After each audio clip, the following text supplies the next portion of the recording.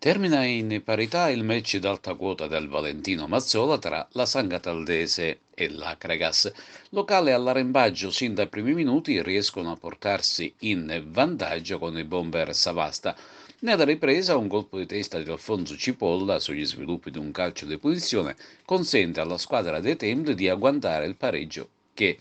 gli consente di mantenere l'imbattibilità in campionato. Ne approfittano sia il Dattilo che supera il Monreale con il più classico dei risultati, che il Canicattì, il quale batte il Giraci per 4-1 e riagguanta la seconda posizione solitaria approfittando appunto del pari esterno dell'Acragas. Si rifà sotto il Mazzara, vittorioso a Castellammare, bella vittoria del Profavara che infligge una sonora sconfitta allo Sporting Vallone per 7-0 con la tripletta di Rose e alle reti di Azzara, King e Settecase. A proposito di quest'ultima gara, si è registrato un fatto increscioso, inaccettabile. Il collega Totò Arancio, conosciutissimo e stimatissimo in tutti i campi di calcio ed altre strutture sportive, è stato fortemente penalizzato nell'adempimento del proprio lavoro di cronista ed inviato del quotidiano La Sicilia di Catania. Regolarmente accreditato, gli è stato vietato dall'arbitro di entrare dentro il rettangolo di gioco nella consueta e solita posizione di lavoro, come succede da oltre un trentennio senza problemi. Un episodio che ha scatenato giustamente le ire degli addetti ai lavori e della categoria della stampa.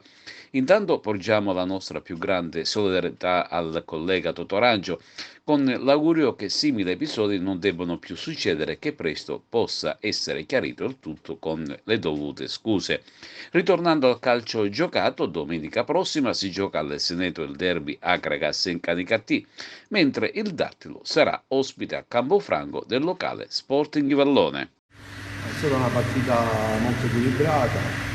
una partita che avrebbero potuto vincere entrambe le squadre.